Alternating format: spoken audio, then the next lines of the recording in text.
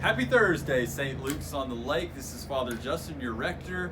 I'm here with your Thursday Tidings. There's a couple things I want to cover. Mother's Day and our reopening process that many of you have shared your thoughts and feelings to me about, and I want to address some of your concerns and questions, so I hope you'll watch the entirety of this video. First, Mother's Day. We probably didn't imagine Mother's Day in this particular form or fashion, but I want to encourage you from the time you watch this video, and I'm talking to you men out there, you have 5 hours to get me a photo of your wife, your mother, your spiritual mother. Every woman is some form of a mother to so many of us. I always remind you every Mother's Day of one of my aunts who was not blessed to have children, but she is a mother to so many, and they would tell you that. And there are so many stories like that. And that's what we want to celebrate this Sunday, but we need your help. We need those photos, and we need you to send them to Barbara Frizzell. Underneath this video will be her email address. We men cannot drop the ball on this, guys. You cannot ask your wife, you cannot ask your mother, you cannot ask your spiritual mother to do this for you. We have one day a year, we have to do this. You have 5 hours from the time you see this video, assuming you watch it the minute it hits your inbox. They must be to Barbara by noon on Thursday. Noon on Thursday. Please send those in. This Sunday we'll celebrate mothers, and somebody asked me in the church, and I was really humbled. They asked my opinion about this. Should I go see my mother this year? I think everybody has to make that decision. It's not really my place to tell you what to do. My mother is not coming to visit me, which was the original plan, because my father is a high-risk category. There's just a lot involved there. They're in Georgia. And the best gift I'm going to give her is just to spend a little time on FaceTime with her and Linux. And for some of us, that's what Mother's Day will look like, and there's nothing wrong with that. And there's nothing wrong with being socially responsible and seeing our mothers from a socially distant perspective. We are entering that point in this long journey where we all have to be personally responsible and personally smart. And that's how I want to segue into the reopening process. We, the church, many of you have shared with me, we must open now. And I appreciate that sentiment. I want to be with you just as bad as you want to be with me. Some of you said, if we don't have communion, I'm going to be really upset. I'll probably be upset too. But none of that is going to take me away from the plan and the task that God has invited us to consider, the clear vision that we have to take care of the most vulnerable. So the committee I just met with on Wednesday, made up of doctors from our community, from our church community, and some folks that are good at organizational process.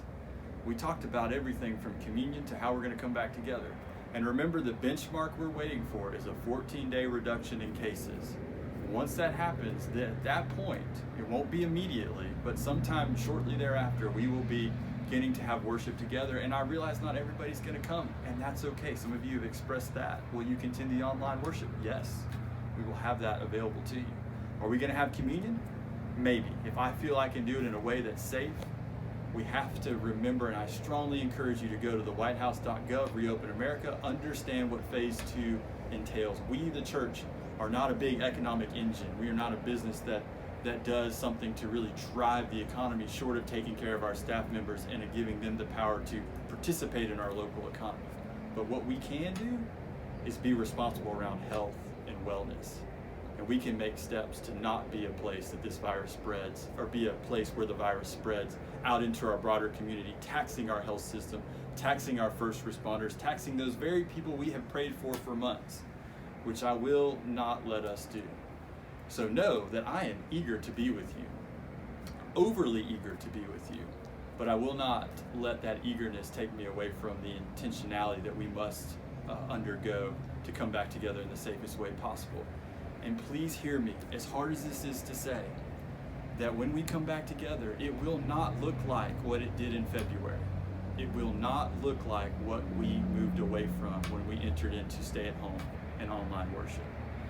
I know that's a hard thing for us to accept, and I've been surprised at how hard it is to accept that. Maybe I shouldn't be that surprised, but it will not look that way. And whatever we're about to do together, we need to imagine doing it for a long time. And maybe that's hard to hear. So know that all of that is being taken under consideration.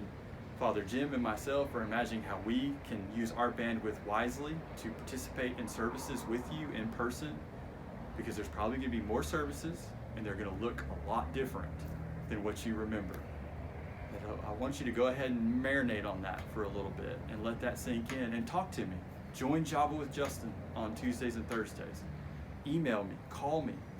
I've done some picnics in the car where we pull up in a parking spot and we're 6 feet away because there's a parking spot between us. Come talk to me. Come yell at me if you want to. And some of you have given me a little bit of an earful this week because you don't understand why we're not open, and I appreciate that.